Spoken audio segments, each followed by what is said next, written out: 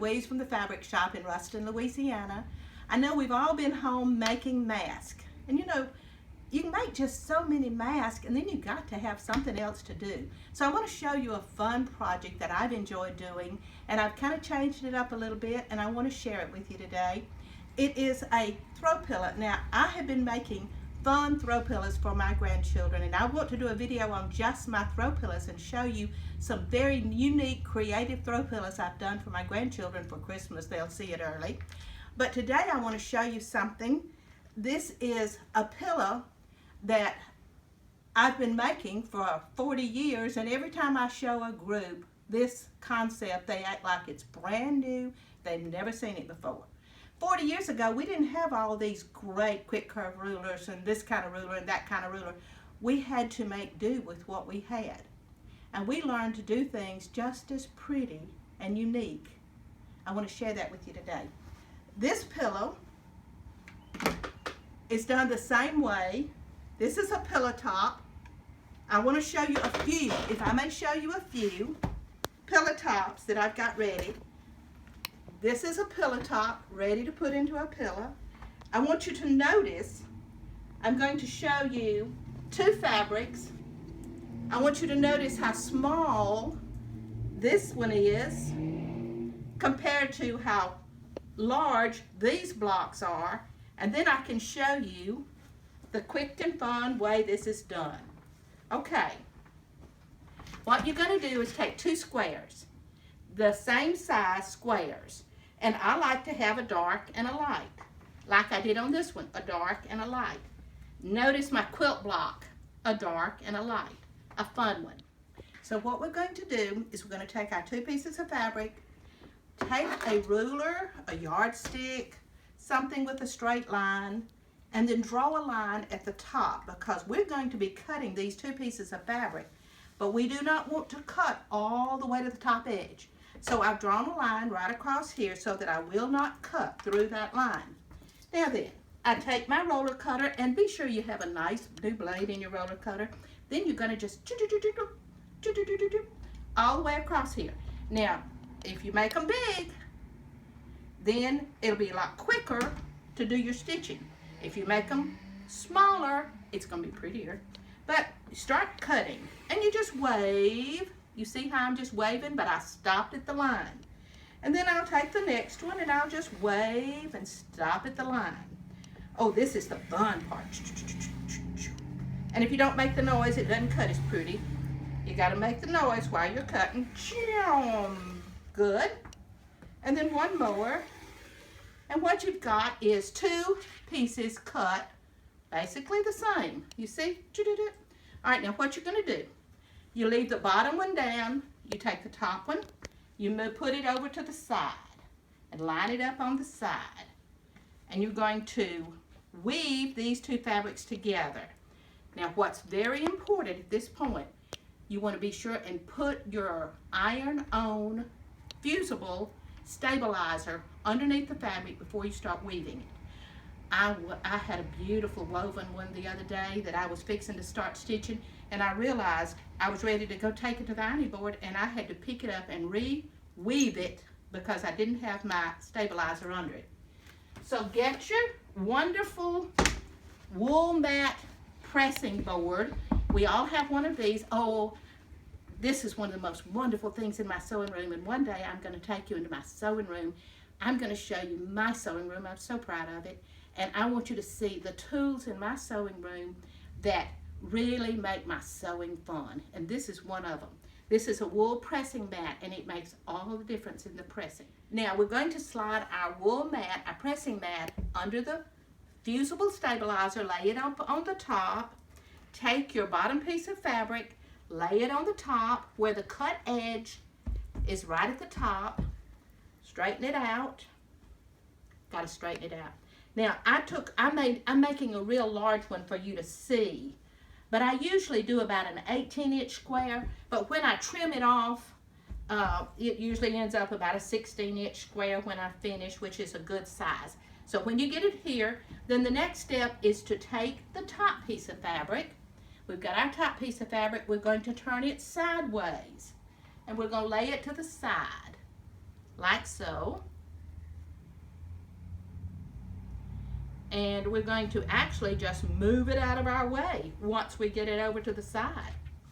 So I'm going to pick up every other strip at the bottom and lay it across every other strip. And then I will take the first strip and lay it down on top. This is my first strip. Now I'm going to lay these down and pick up the one that was laying down and lay it on top. Does this make sense? Hope so. If it doesn't, you can call me. I'm going to weave in and out like this. Now I'm going to keep on weaving in and out, and I want to show you this. So now you see how it's going to look as I start weaving. I have woven the first three.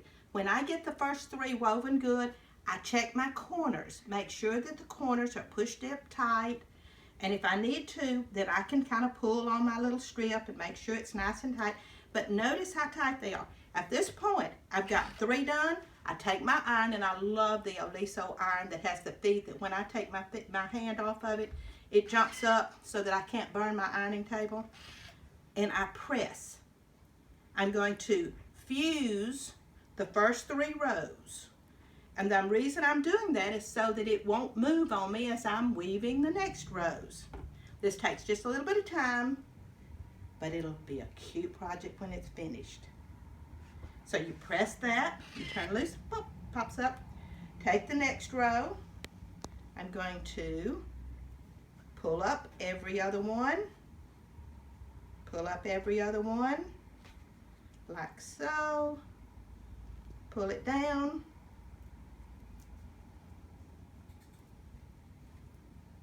Now, you've got to, at this point, you want to, before you do anything else, you want to pull it up all the way, close your corners just like this, all the way.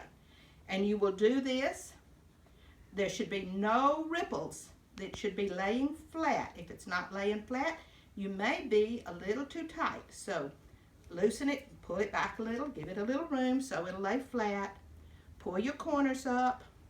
Oh, we made one of these out of patriotic fabric, and it was beautiful. But you see, close up. You're going to continue doing this to the whole block, and as you get a row or two rows done, press it until you have it all woven. Okay, here's one that is woven. Now, if you will notice, the next step after you have pressed it all down, the next step is to go to your sewing machine, pick one of your real pretty 9mm decorative stitches, and you want a stitch that's going to be just as pretty on left as it is on the right.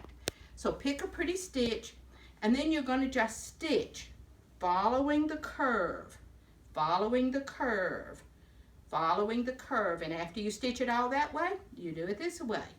And if you'll notice, I have stitched all of these this way. I started going this way, and I stopped right here so that I could show you. It's really important that you stay right on the edge as you are stitching. Now, the fun thing here, when you have finished stitching it all, then you're going to square it up, trim it off, and you'll have a nice pretty piece. The fun thing here, let's take this piece.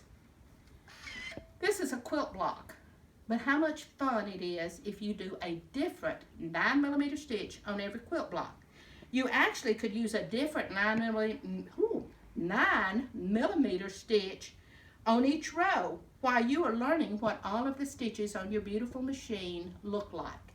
This gives you your stitches to see. Now, that's just one quilt block. And I'm going to do a whole quilt, and I'll show it to you one day with all the beautiful, with a lot, I can't do them all because there's over 700, with a lot of the beautiful 9mm stitches on my sewing machine. This is a fun project to do. I hope that you will do some, and when you do, show them to me, share them with me, send us a picture, show them. I will then go and sew this up, and I'm anxious to do a video for you showing you all my fun techniques on making throw pillows and putting binding, putting piping, putting bigger cording on throw pillows, and how they can be special. And as you start to make this project, you need to think about the person that you're making it for. What are their interests? What are their hobbies? Whether it's sports, patriotic, music, as this one is a music one.